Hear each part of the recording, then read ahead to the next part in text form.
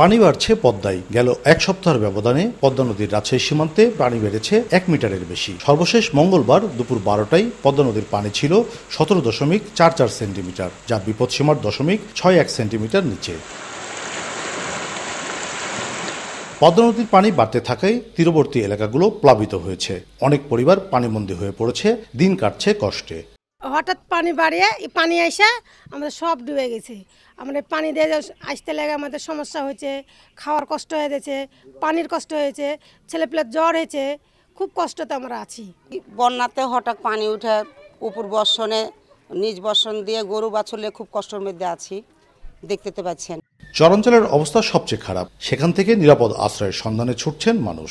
আমার একদম ঘর বাড়ি ডুবে শেষ, কাজ কামেরও সমস্যা, খাওয়া দাওয়ারও সমস্যা। এখন কি করবো, এর ভিতর তো বাস করা যাবে না। এর জন্য ধরেন অন্যজনের বাসায় এখন কোনো রকম ঢুকছে।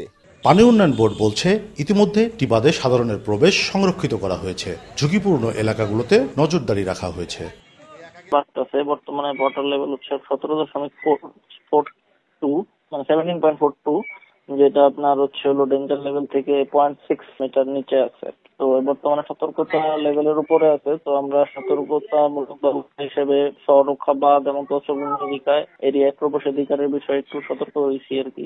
টিবাদ এরিয়াতে প্রবেশাধিকার সংরক্ষিত করা হয়েছে এবং আমরা হচ্ছে হলো এই বাঁধগুলো মনিটরিং এ রাখছি। কোনো প্রকার রিস্ক বা হচ্ছে হলো ভাঙনের প্রবণতা দেখা দিলে আমরা ইমিডিয়েট ব্যবস্থা নিব। রাজশাহীতে পদ্মা নদীর পানির বিপদসীমা 18.05 মিটার। 1996 সালের পর পানি বিপদসীমা অতিক্রম করেনি। কাজী শাহেদ, দেশ টিভি, রাজশাহী।